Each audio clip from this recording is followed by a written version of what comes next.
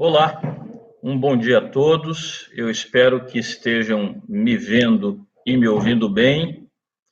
Eu, pelo menos, estou me vendo e me ouvindo muito bem. Bom dia, Alana, Andréia, Diego. Estou começando agora. Eu gostaria de iniciar dando, então, um bom dia coletivo a quem está chegando agora, a quem vai chegar, e especialmente o meu agradecimento ao desembargador Sérgio Pinto por este gentil convite, também ao meu querido colega de Ejude 2, né, que efetivamente me fez esse convite e é talvez o mais imediato responsável pela minha presença aqui, a toda a assessoria aí da Ejude 2, o pessoal da informática e todos os que colaboraram aí durante estas semanas de preparação para que nós pudéssemos chegar a este momento. Então, fica o meu agradecimento a todos e o nosso tema, como estava aí anunciado já há algumas semanas, seria originalmente a medida provisória 905, que, aliás, teve a aprovação do seu substitutivo nesta semana, não é? Agora segue para o Senado.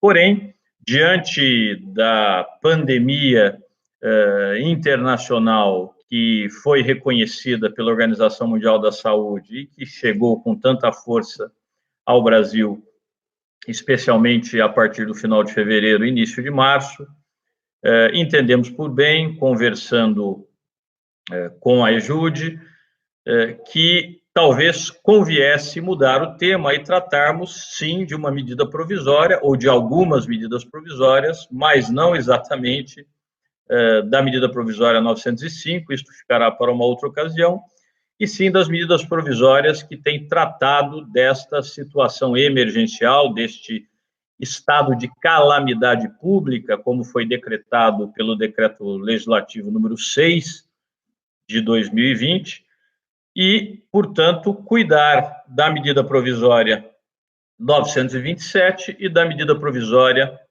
936, muito especialmente. Nós temos 4 medidas provisórias fundamentais que tratam das questões do direito social em tempos de pandemia. São as medidas provisórias 926, 936, 944 e 946. Eu vou, no início, falar rapidamente do que elas tratam, mas dessas duas últimas, a 944 e a 946, nós não vamos tratar hoje, vamos nos concentrar nas duas primeiras, que dizem mais respeito, ou dizem mais diretamente, com o direito individual do trabalho e também com o direito, ainda com o direito tutelar do trabalho. Por isso, vamos nos concentrar especialmente na 927 e na 936. A 944 e a 946 têm também grande importância, mas dizem respeito também ao direito previdenciário, ao próprio direito econômico, em algum sentido, e, portanto, não vamos nos dedicar ao estudo delas nesta ocasião, ok? Eu queria já desde logo registrar, foi um pedido do pessoal da Ejude, que às 11 horas vai estar disponível a lista de presença para que todos façam o lançamento aí da sua presença. Então, às 11 horas, pelos procedimentos de praxe, a lista de presença estará aí à disposição de todos os senhores, ok? Nós teríamos aqui, de agora, né, começamos aí mais ou menos 10h02 até às 11h30, eu estou aqui vendo o chat e, portanto, as manifestações de vocês.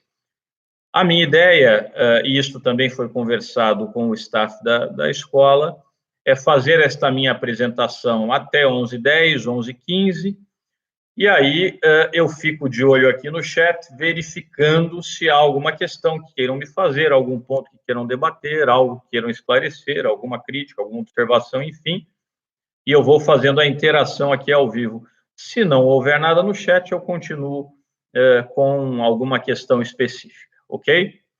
Eu planejei essa exposição basicamente a partir de 6 pontos. Primeiro, esta abertura, ou seja, esclarecer exatamente do que é que estamos falando e, portanto, dessas medidas provisórias em estado emergencial.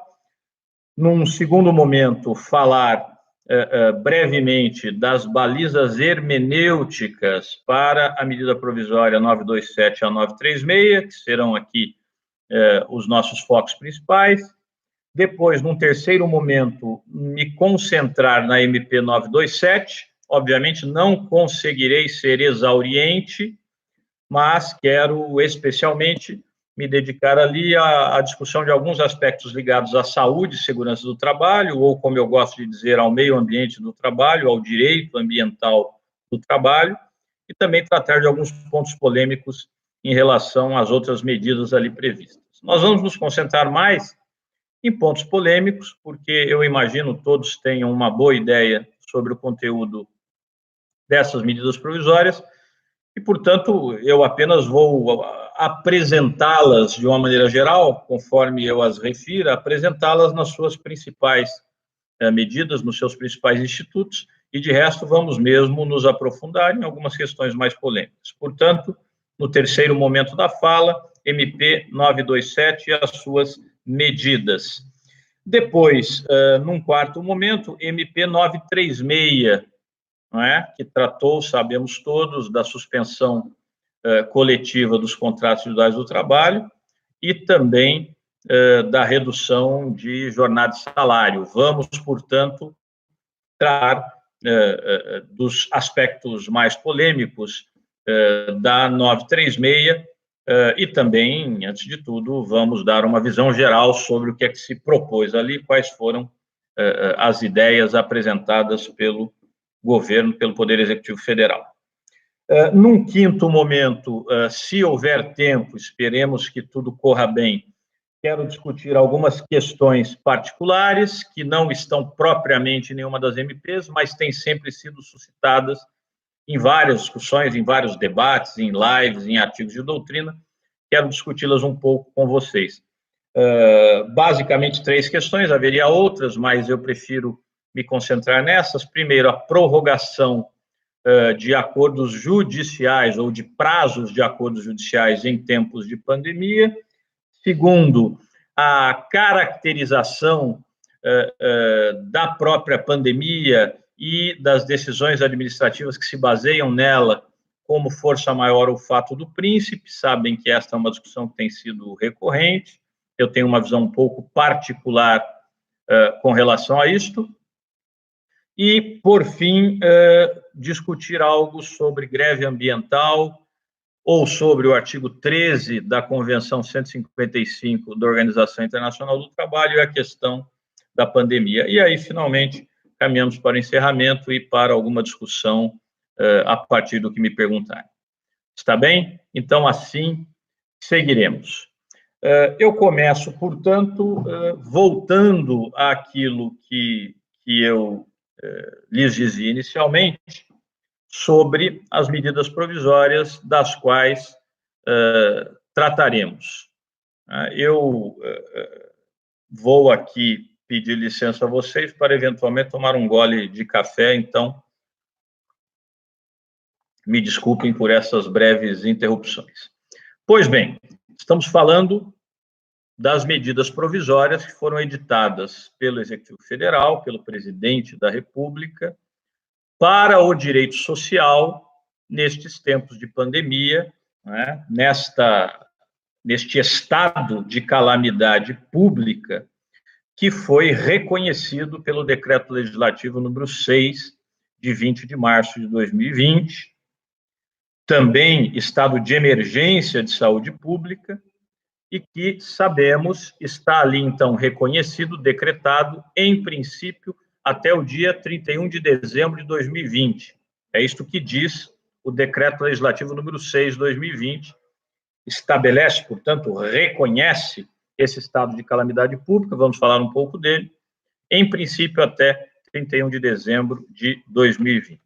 E, neste contexto, nós teríamos, então, 4 medidas provisórias principais, já disse a vocês, a 927, que trata das medidas trabalhistas para enfrentamento do estado de calamidade pública, né? Nós tínhamos a previsão de 8 medidas trabalhistas, essa foi a expressão utilizada pela lei, sendo que a 7ª medida prevista no artigo 3º, que era o direcionamento do trabalhador para a qualificação, na verdade, um layoff sem nenhuma entrada econômica por parte do poder público, não é? Então, haveria simplesmente a suspensão coletiva e temporária dos contratos individuais do trabalho, com a obrigação de o empregador fornecer um curso, que seria um curso online, e sabemos todos, vocês sabem, é possível hoje contratar um curso online por algo como 10, 15, 20, 30 reais por mês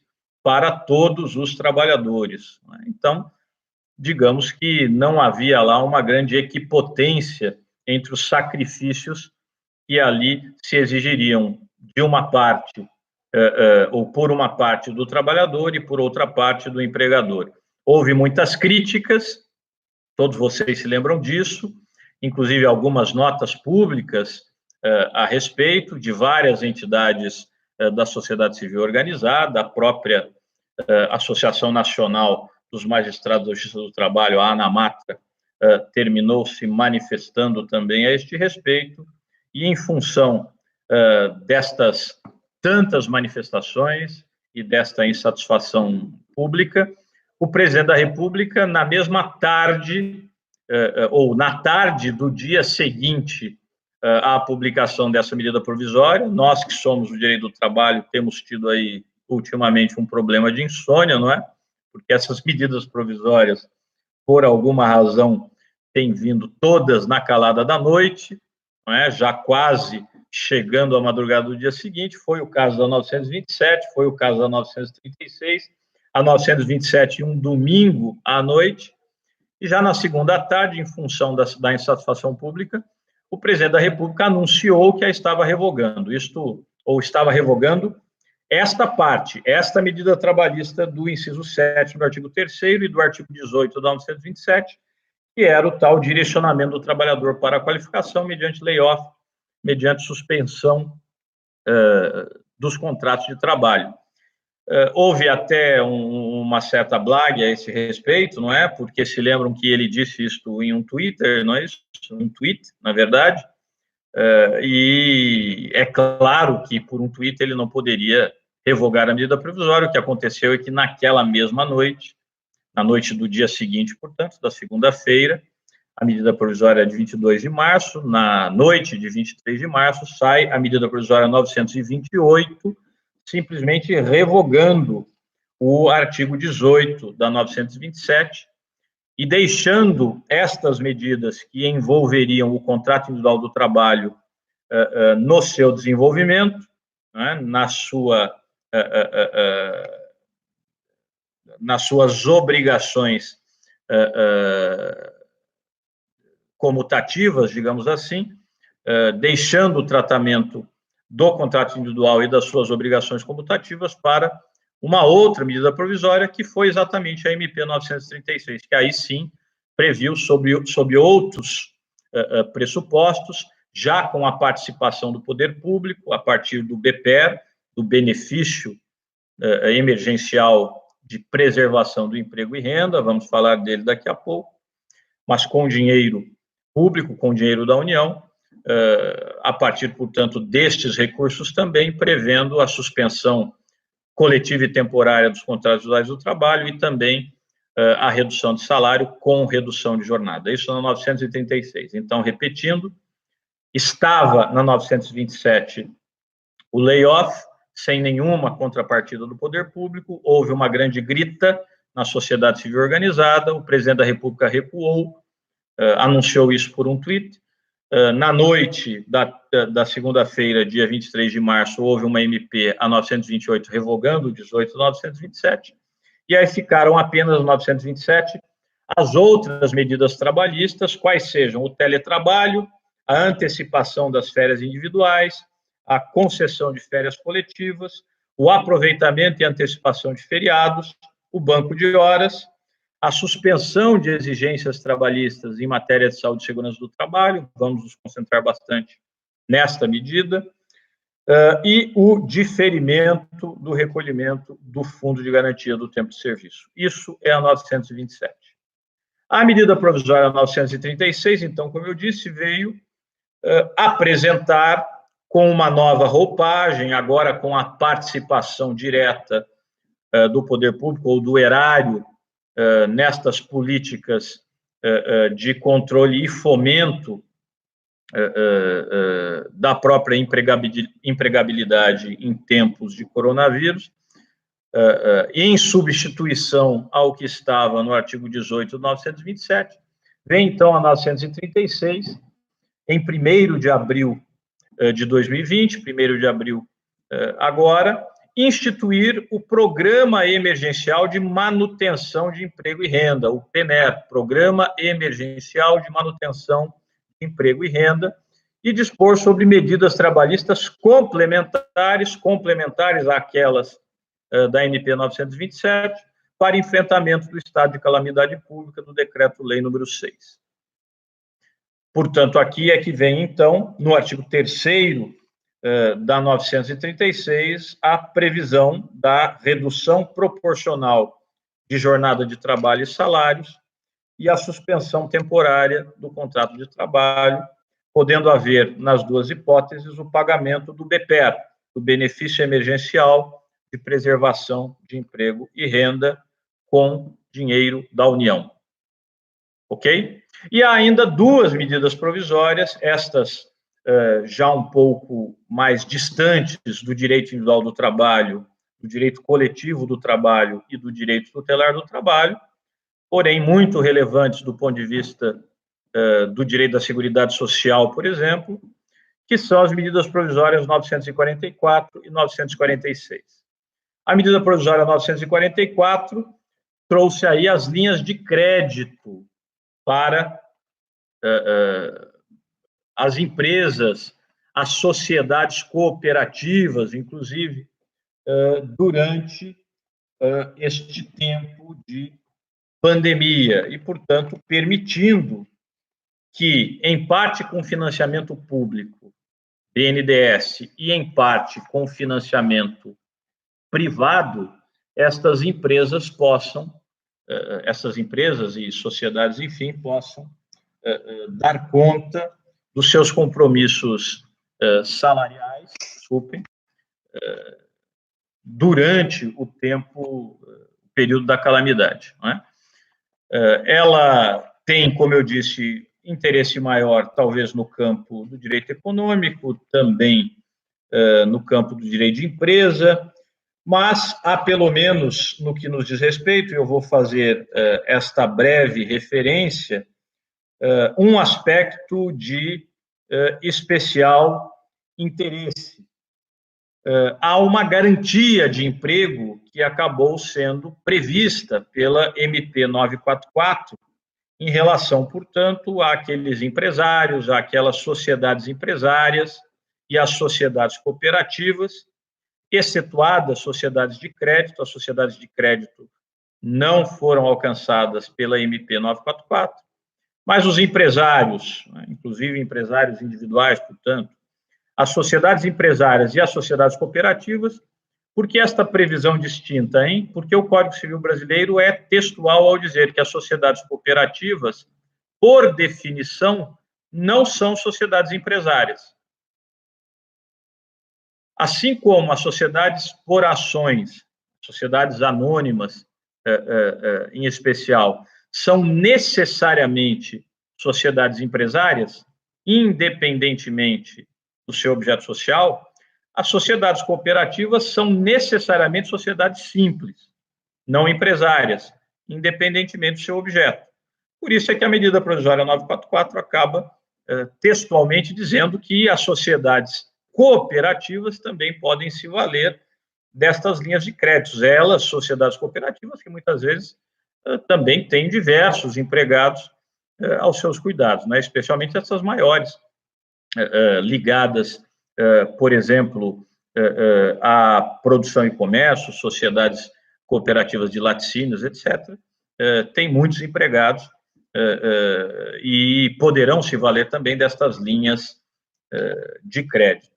E, portanto, todos estes sujeitos que são alcançados pelas possibilidades do 944, empresários, sociedades empresariais e sociedades cooperativas, em se valendo destas linhas de crédito, terão a obrigação legal, o dever, portanto, de não rescindir sem justa causa os contratos de trabalho dos seus empregados, primeiro, durante o período em que contrataram e usufruirão desta linha de crédito, e, para além disso, durante os 60 dias posteriores ao recebimento da última parcela da linha de crédito. Então, há uma garantia de emprego que deriva da MP 944 e que, portanto, beneficia os empregados destas empresas, destes empresários, dessas sociedades cooperativas que aderiram às linhas de crédito da MP 944, e essa garantia de emprego significa que os empregados destas pessoas físicas ou jurídicas não poderão ser demitidos sem justa causa durante todo o período em que estas pessoas têm acesso às linhas de crédito contratadas e, após o pagamento da última parcela da linha de crédito, por ainda 60 dias. É claro que pode haver a dispensa com justa causa, né? O raciocínio é similar àquele que nós já conhecemos para as outras garantias de emprego da empregada grávida, do cipeiro, etc. Ou seja, eu posso ter a dispensa desde que motivada, desde que haja uma justa causa, as hipóteses do 482 da CLT, mas fora disto, não. Não pode ser, portanto, uma dispensa sem justa causa, né? O debate que provavelmente poderá existir aqui é se isto se refere apenas à chamada dispensa arbitrária, ou seja, aquela que não tem causa alguma, ou simplesmente, ou alcançaria também aquelas hipóteses em que não há razões disciplinares, portanto, não há justa causa, é uma demissão sem justa causa, mas há razões técnicas, há outras razões que não disciplinares, não é? Razões ligadas, como eu disse, à condição econômica financeira da empresa, à desativação de um determinado segmento da linha de produção, etc. Ou seja, razões de ordem técnica ou econômico-financeira, né? Como está previsto na própria CLT em relação ao cipeiro. Como, porém, a expressão utilizada na medida provisória parece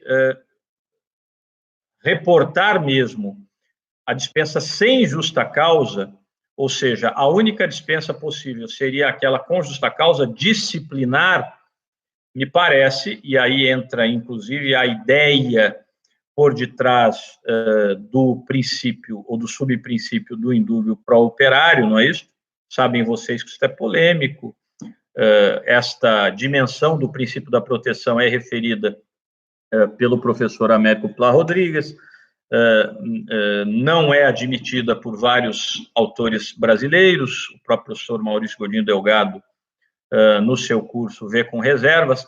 Eu, especialmente, ou eu propriamente, quando trato desta matéria, me permitam aqui o breve comercial, encontram isso lá no meu curso crítico de Direito do Trabalho, eu particularmente entendo que o princípio da proteção foi sim, ou está sim, constitucionalizado, inclusive em todas as suas dimensões, ou em todos os seus subprincípios, e até mesmo, para além da norma mais favorável e da condição mais benéfica, até mesmo no indúbio pró-operário.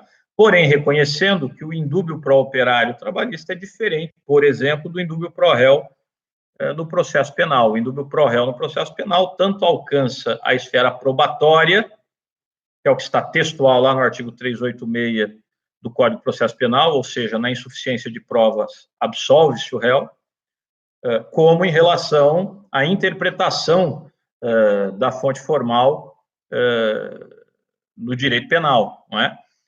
No direito do trabalho, não, porque a questão probatória se resolve pelas regras de repartição do ônus da prova, agora, inclusive, permitindo a chamada repartição dinâmica, artigo 818 da CLT, com a redação da Lei 13.467, da reforma trabalhista. Né?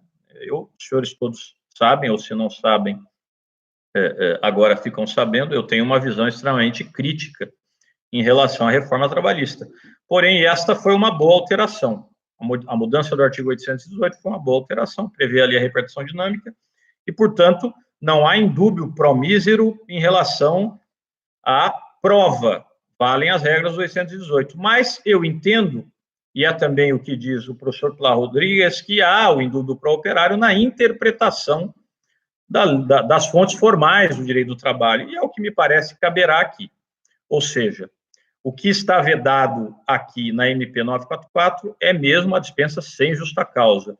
Portanto, não pode haver nem aquela que não tem razão alguma, arbitrária, e tampouco aquela que tem outras razões, mas não razão disciplinar, é o meu entendimento nesse particular. E a outra medida provisória, meus caros, é a 946, que extinguiu o PIS/PASEP a partir de 31 de maio, agora de 2020, e determinou que seus ativos e passivos ficam todos transferidos, nesta mesma data, 31 de maio, para o Fundo de Garantia do Tempo de Serviço. Aqui uma pergunta que é mais ligada ao direito de seguridade social, mas que sempre vem, é se, então, acabou o abono do PIS/PASEP, etc. E, na verdade, não é? A medida provisória 946 diz textualmente que o patrimônio acumulado nas contas individuais dos participantes do PIS/PASEP, aquele patrimônio acumulado do artigo 239 da Constituição, fica preservado, e também o abono. Então, não há prejuízo quanto a esses benefícios, mas, vejam lá, artigo 2º a 5º da MP, há efetivamente a extinção desses fundos. Nós já sabíamos, inclusive, que uma das preocupações do governo federal era extinguir os tantos fundos públicos, na visão do Ministério da Economia, um exagerado número de fundos públicos, portanto, de afetação de dinheiros para o interesse público, o que levaria a um certo descontrole e até, digamos, a um certo engessamento das políticas da União. Então, aqui a MP 946 já traz uma concretização dessa diretriz política do governo, da extinção de fundos públicos. O fundo PIS/PASEP fica extinto. E uma outra previsão que nos interessa aqui na MP 946 é que, a partir de 15 de junho deste ano e até 31 de dezembro deste ano, que, como vimos, é quando termina oficialmente o estado de calamidade, pelo DL 6, durante este intervalo, poderá haver saque de recursos do FGTS, apenas em razão da pandemia, até o limite de R$ 1.045. Então, bastaria o requerimento administrativo para se obter até R$ 1.045 em função da pandemia. Este é um tema interessante, porque provavelmente vocês tenham ouvido essas questões por aí. Há quem pretenda discutir, inclusive, a possibilidade de um saque maior, na medida em que a Lei 8036 de 90, a Lei do Fundo de Garantia, tem lá, entre as hipóteses do artigo 20, a referência à calamidade pública. E, portanto, se discute se poderia haver um saque generalizado, inclusive da totalidade do Fundo de Garantia. Vejam, parece-me que não é esta a ideia, e aí temos de recorrer à interpretação lógico-sistemática. Se a própria medida provisória 946 vem autorizar, por conta desse específico estado de calamidade, decretado pelo DL6, a possibilidade de saque até R$ 1.045 a partir de 15 de junho, e sabemos todos, a medida provisória tem força de lei, parece claro que, para este estado de calamidade, a possibilidade de saque é este aqui, não é? Lex speciale derogat generale. Esta, me parece, esta é a regra hermenêutica que deve ter cabimento aqui. Estamos em um estado de calamidade, mas esse estado de calamidade, em relação ao FGTS, teve uma regulação específica aqui na MP 946. Mas eu vou além, e aí eu externo a minha opinião, o meu pensamento a respeito desta matéria.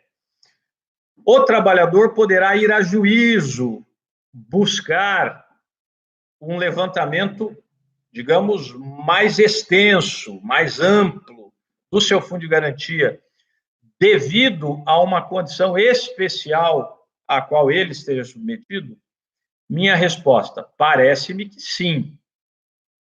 Sabem que há até uma discussão a esse respeito, se isto seria ou não um aspecto da jurisdição voluntária da Justiça do Trabalho, né? Nós já temos uma hipótese positivada pela Lei da Reforma Trabalhista, que é a da homologação dos acordos extrajudiciais, não é? Portanto, digamos, a primeira hipótese oficial de jurisdição voluntária prevista na CLT, que, inclusive, tem tido uma grande procura, né? Sugiro que vocês verifiquem os gráficos da Corregedoria Geral da Justiça do Trabalho, isso está disponível no site da Corregedoria Geral da Justiça do Trabalho, vejam lá, junto às próprias páginas do TST, e lá nós temos os gráficos, inclusive, de utilização das novas ações judiciais, ou de novas ações judiciais em função da reforma trabalhista. Os senhores vão ver que os círculos que mais crescem são exatamente os círculos das ações de homologação de acordos extrajudiciais e das ações de produção antecipada de provas, que nem são ações introduzidas pela reforma trabalhista, mas são ações que passaram a ter um especial interesse, previstas que estão, ou procedimento previsto que está no CPC de 2015, passou a ter especial interesse a partir do momento em que a sucumbência honorária passou a ser regra do processo do trabalho. Então, estas ações também cresceram muito na Justiça do Trabalho. E, para além disso, já se discutia se pedidos judiciais para liberação do fundo de garantia, em hipóteses excepcionais, de interesse individual do trabalhador, ou de resistência da Caixa Econômica Federal, se seriam jurisdição voluntária, né? Eu tenho para mim, como há efetivamente uma resistência, às mais das vezes, da Caixa Econômica Federal, a rigor eu teria ali mesmo uma jurisdição contenciosa, né? Mas há quem diga que se este litígio fosse o definidor do interesse juridicamente protegido, a competência não seria nem nossa, seria da Justiça Federal, artigo 109, inciso 1º da Constituição. Portanto, seria a mesma justiça, seria a mesma hipótese de jurisdição voluntária, em que a Caixa simplesmente externa lá o seu entendimento administrativo. Seja uma coisa, seja outra, o fato é que, me parece, pode ser utilizado agora, em tempos de pandemia, para além da medida provisória 946, aí sim, alegando a hipótese do artigo 20, dizendo do caso especial. O trabalho, então, diria que, em função da pandemia, foi desempregado, não, vamos imaginar, então, o seu emprego, não consegue se reempregar, documenta tudo isto, mostra a sua necessidade especialíssima, vamos imaginar, um tratamento médico que não seja coberto pelo seu plano de saúde, ou que não seja coberto pelo Sistema Único de Saúde, que tem exigido um comprometimento mensal do seu salário, e, no entanto, ele já não tem mais salário, e, em função disso, ele pede a liberação não de R$ 1.045, mas de todo o fundo de garantia, no contexto da pandemia e do seu estado especial de necessidade. E, neste caso, me parece que o juiz do trabalho pode, sim, deferir uma liberação mais ampla do fundo de garantia, é como eu entendo esta questão. Ok? É o que eu ia dizer das medidas provisórias 944 e 946, não digo mais nada a respeito delas. Vamos falar das outras medidas provisórias. Então, já estou indo aqui para o meu terceiro tempo, ok? Antes, rapidamente, bases hermenêuticas. Como interpretar essas medidas provisórias, especialmente a 927 e 936? Eu tenho entendido, meus caros, primeiro, que, evidentemente, temos de interpretar conforme a Constituição, não é isso? Isso é o óbvio ululante, diria Nelson Rodrigues. Interpretação conforme a Constituição, que foi, aliás, o que fez o ministro Lewandowski na liminar cautelar deferida, vamos falar dela rapidamente, na ADI 6363, que trata da medida provisória 936 e da necessidade ou não da participação dos sindicatos para a redução de salários com redução de jornada, não é? Portanto, disso, tenho entendido que a própria medida provisória 936 deu balizas hermenêuticas importantes ali no seu artigo 2º, que valem, inclusive, para 927, porque estão umbilicalmente conectadas, não é? Como eu disse a vocês agora há pouco, a 936 vem instituir medidas trabalhistas complementares. Complementares a quê? Às medidas trabalhistas da 927. A rigor, deveriam ter sido uma medida provisória só, apenas não foram em razão daquilo que eu já expliquei a vocês no início da nossa conversa. Consequentemente, parece-me, devem ser pensadas a partir de um mesmo prisma hermenêutico. Estão aqui como gêmeas siamesas para toda a compreensão que houver no campo semântico. Pois bem, o que diz o artigo 2º da 936? Fica instituído o PMR, o Programa Emergencial de Manutenção do Emprego e Renda, com aplicação durante o estado de calamidade pública a que se refere o artigo 1º, como vimos, Decreto Legislativo 6, até 31 de dezembro deste ano, com os seguintes objetivos. Então, nesses objetivos, eu reconheço parâmetros hermenêuticos importantes para as duas MPs. Primeiro, preservar o emprego e renda. Então, prestem atenção nisso. Não é viés ideológico, não é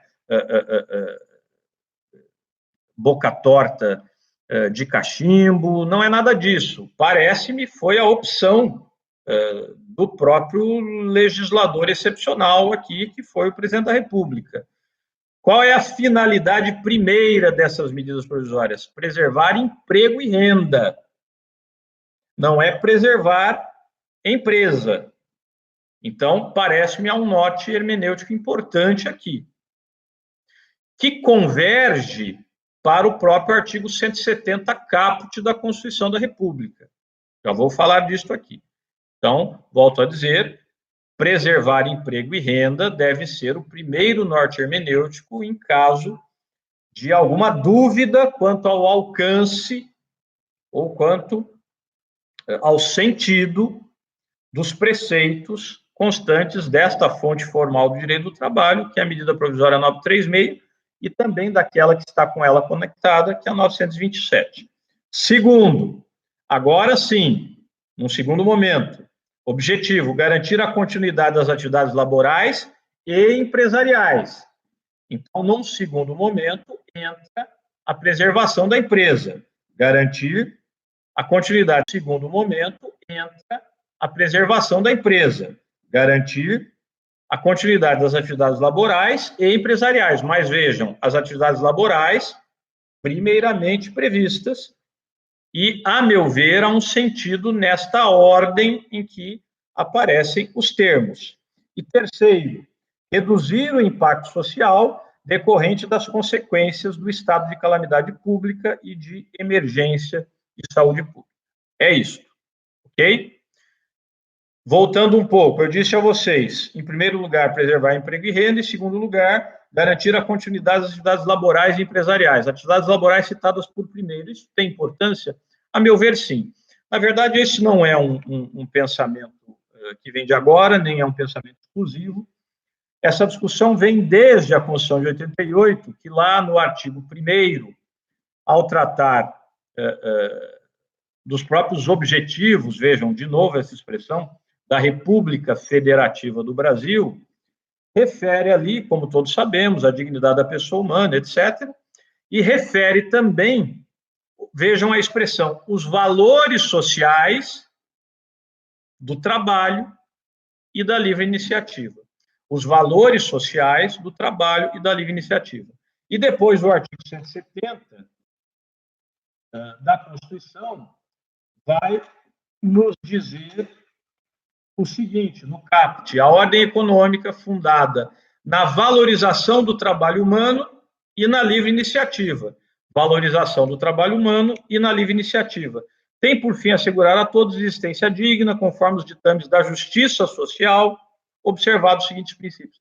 Parece claro que o programa constitucional adotado em 88 conferiu para os temas gerais envolvendo trabalho e livre iniciativa uma preocupação ingente com a justiça social.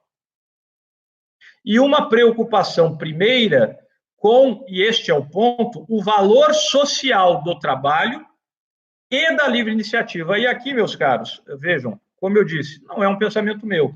Esse pensamento os senhores encontram, por exemplo, no professor Eros Roberto Grau, professor titular da Universidade de São Paulo, ex-ministro do STF, que naqueles famosos comentários à Constituição do Brasil, organizados pelo professor Canotilho, o ministro Gilmar Ferreira Mendes, o professor Ingo Sarlet e o professor Lênio Luiz Streck, é ele, ministro Eros Grau, a comentar o artigo 170. E vejam o que ele diz, me permitam esta breve leitura. Isso por quê? Isso está lá na página 1791 da edição única destes comentários. Ele diz, isto porque, ao que tudo indica, as leituras que têm sido feitas do inciso 4º do artigo 1º, aquele que fala dos valores sociais do trabalho da iniciativa, as leituras que têm sido feitas desse inciso são desenvolvidas como se fosse possível destacarmos, de um lado, os valores sociais do trabalho e, do outro, a livre iniciativa simplesmente.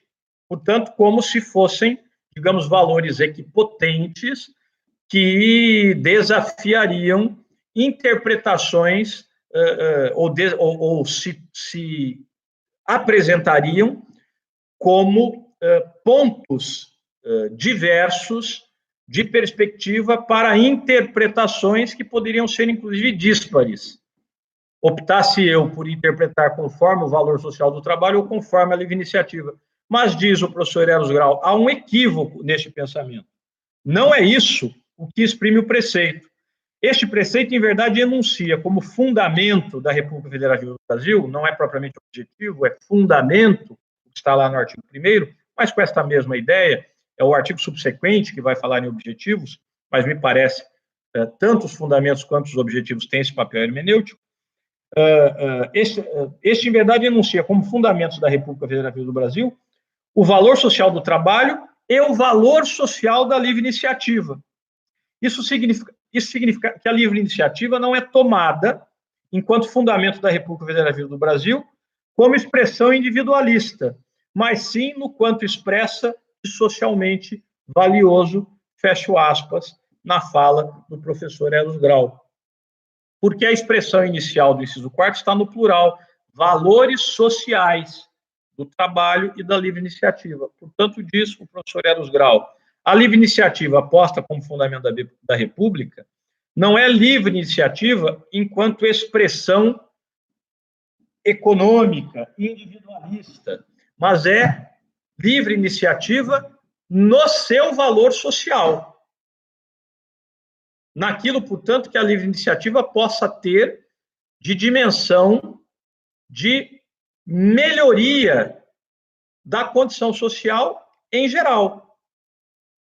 Perfeito? Então, isto se justifica ainda mais quando, ao lermos o artigo 2º da medida provisória 936, vemos, mais uma vez, que na mesma lógica do artigo 1º, inciso 4º da Constituição, há aí a referência à continuidade das atividades laborais e empresariais. Ou seja, pensar, sim, a preservação da empresa é também um valor, que está aqui no inciso 2º, para a interpretação.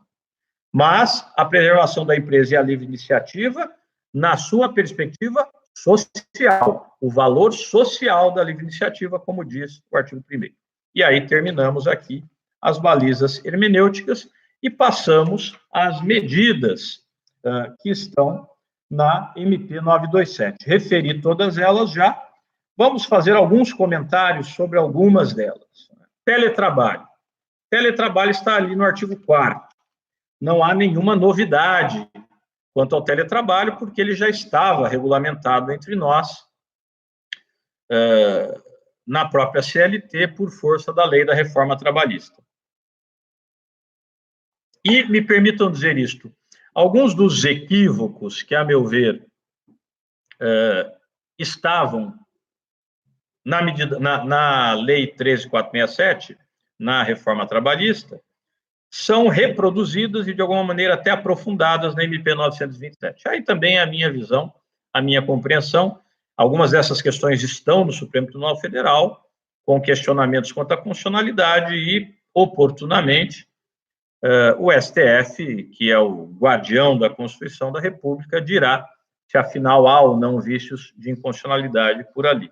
Quando disser, não é, como um certo ministro do STF costumava brincar, ali é onde se erra por último, ou onde se acerta por último, como queiram. Ou seja, o que o STF disser a respeito da constitucionalidade tanto dos preceitos da Lei da Reforma Trabalhista, como agora da MP 905, e também das MPs 927, 936, 944, 946, o que disser passa a ser o entendimento que valerá para todo o Poder Judiciário, evidentemente, quanto à constitucionalidade. Inclusive, na condição de professor, posso dar a minha opinião, mas preciso ter a honestidade intelectual de reconhecer que, nesses casos, o que valerá para efeitos institucionais é a palavra final do STF.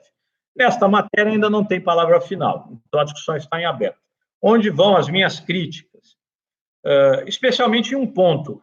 A reforma trabalhista disse, e a MP 927 insiste nisso, que, em princípio, o teletrabalhador não tem direito a horas extras, o que significa dizer, de certo modo, que, a rigor, teletrabalhador não tem direito à desconexão. Eu discordo deste ponto de vista, diviso uma inconstitucionalidade, ou pelo menos a necessidade de uma interpretação conforme no inciso 3º do artigo 62 da CLT, que, introduzido pela Lei da Reforma Trabalhista, diz lá que entre aqueles trabalhadores que não estão submetidos à jornada estariam todos os teletrabalhadores, o que causa até, convenham comigo, uma certa espécie, ou seja, o motorista carreteiro que trabalha nas rodovias do país, longe dos olhos e de qualquer possibilidade imediata de contato físico em relação ao seu empregador, ele, se puder ter a jornada controlada, e aí tudo aquilo que os senhores conhecem da jurisprudência, dos casos que apreciam, que julgam,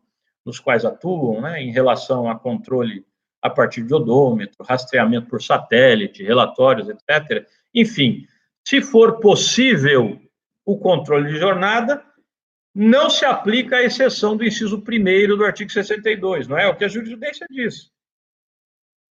O grande Valentim Carrion, do nosso glorioso TRT da 2ª Região, nos comentários à CLT, dizia isto muito claramente. A hipótese do 62, inciso 1º, se aplica àqueles casos em que o empregador não pode controlar a jornada, não é razoável que ele controle a jornada, né? A dificuldade técnica para o controle dessa jornada é grande demais.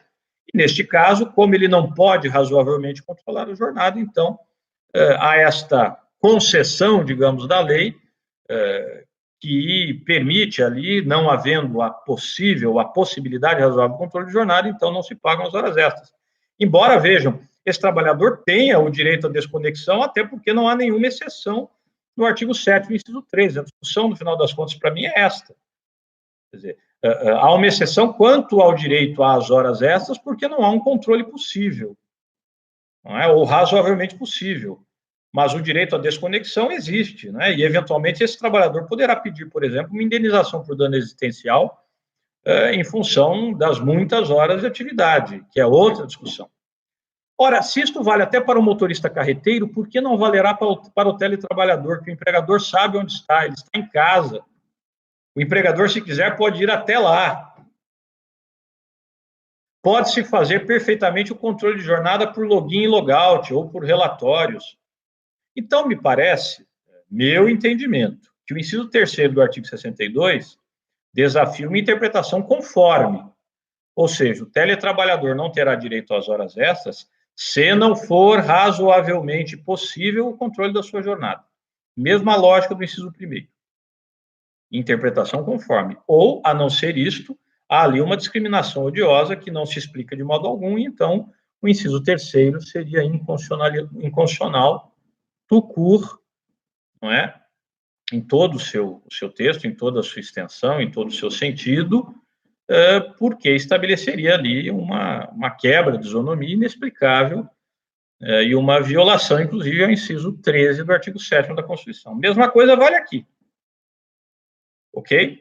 E outra coisa que merece muitas críticas e que está ali na lei da reforma trabalhista e voltou aqui, é o fato de que o contrato individual do trabalho poderá definir como é que ficam as despesas, os custos relacionados ao teletrabalho, especialmente com as tecnologias utilizadas, o seu custo, né? O custo, por exemplo, de uma linha de acesso à internet, o custo do equipamento, o custo da manutenção do equipamento, quem é que suporta isso?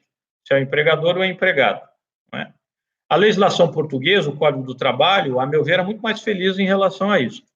E prevê claramente ali responsabilidades do empregador com relação a esses aspectos, inclusive com relação à saúde e segurança do trabalhador que trabalha em casa, do teletrabalhador. Melhor seria que nós, como país, houvéssemos optado por esta linha de uma legislação mais clara a respeito. No final das contas, tanto aquele artigo lá da CLT, como agora o próprio artigo 4º da medida provisória 927 vai dar margem à judicialização. O que diz, então, o 927, a 927 no artigo 4º? Durante o estado de calamidade pública, que se refere ao artigo 1º, o empregador poderá, a seu critério, alterar o regime de trabalho presencial para o teletrabalho, ou para o trabalho remoto, ou outro tipo de trabalho à distância, e determinar o retorno ao regime presencial, independentemente de acordos individuais ou coletivos, dispensado o registro prévio da alteração do contrato do trabalho. Então, muda, inclusive, a própria lógica que já está na CLT, ou que estava na CLT, em função da reforma trabalhista. Primeiro, não precisa de acordo individual. Pode ser uma decisão unilateral do empregador em tempos de pandemia, durante o estado de calamidade. Então, vejam qual é a importância disto. Passa a ser um elemento componente do ius variandi, do poder hierárquico do empregador. Não é preciso nem aquele acordo individual que estava lá previsto na CLT. E, uma vez assim decidido, poderá decidir tanto para o teletrabalho como para o trabalho remoto ou outro tipo de trabalho à distância. Essas distinções não estavam tão claras na CLT, aqui ficaram claras.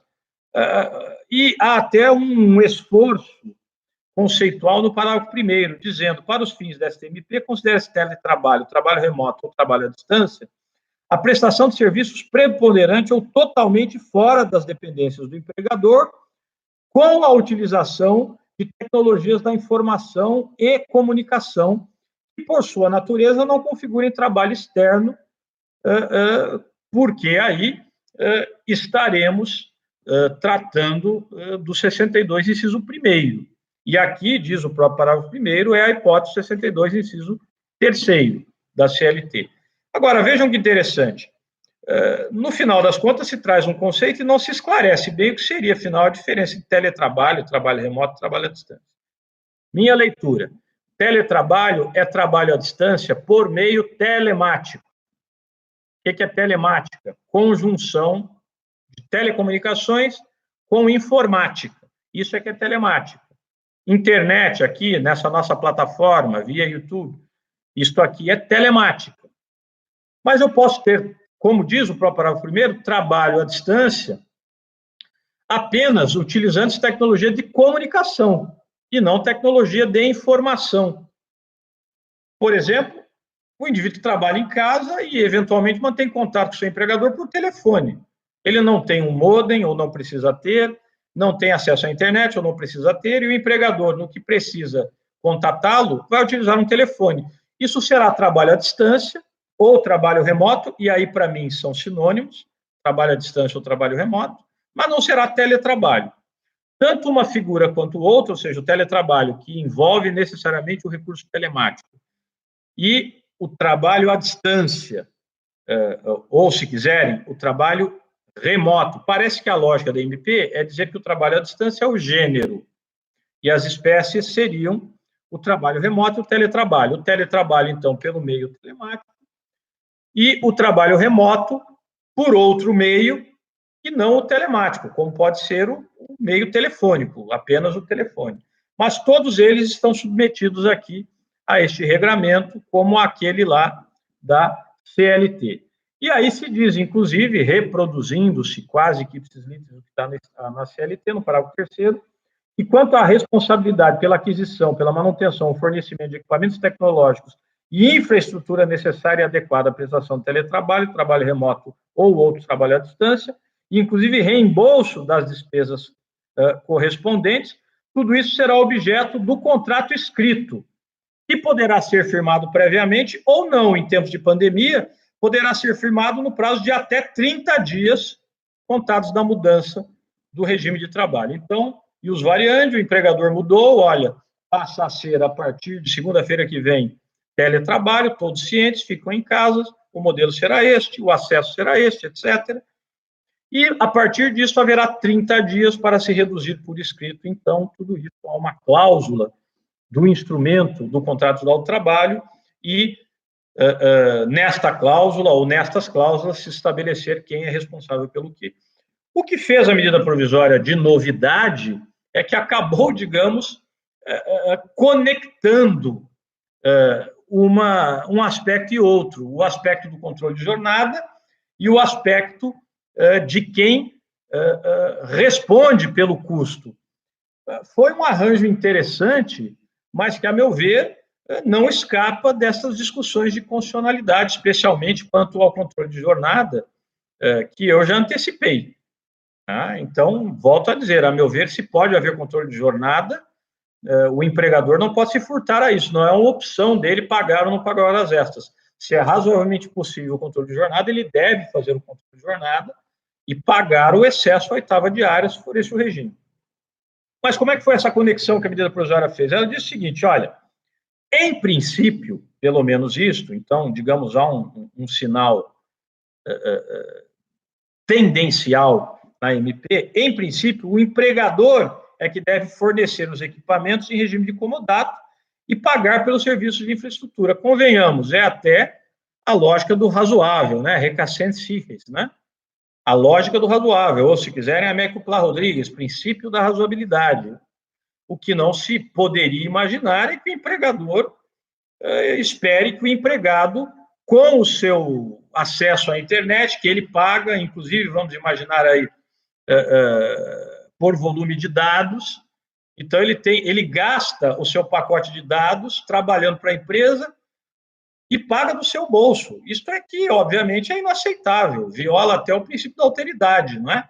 Pelo princípio da alteridade, artigo 2º caput da CLT, quem responde pelos riscos da atividade é o empregador, não o empregado.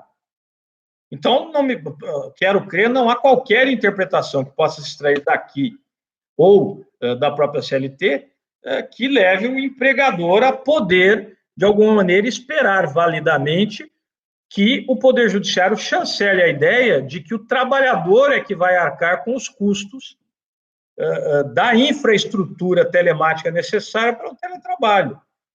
De um modo ou de outro, até mesmo como indenização, se não for a partir de uma avença contratual, até mesmo como indenização depois, isto virá até em função da intangibilidade salarial, artigo 462 da CLT, a meu ver. Mas o que se diz aqui? Em princípio, então, isto é mesmo do empregador. Os equipamentos por comodato, portanto, não é uma doação, isso volta depois para o empregador, e o custo com a infraestrutura necessária. Mas o problema é que a MP diz, no parágrafo 4º, inciso 1º do artigo 4º, poderá. E aí fica a pergunta, ok, e se não fornecer? Aí vem a contrapartida que a MP quis estabelecer. Na impossibilidade do oferecimento do regime de comodato, apenas do comodato, então, quero crer, não temos muita dúvida quanto à obrigação de que o empregador suporte o gasto do serviço de infraestrutura, embora o verbo esteja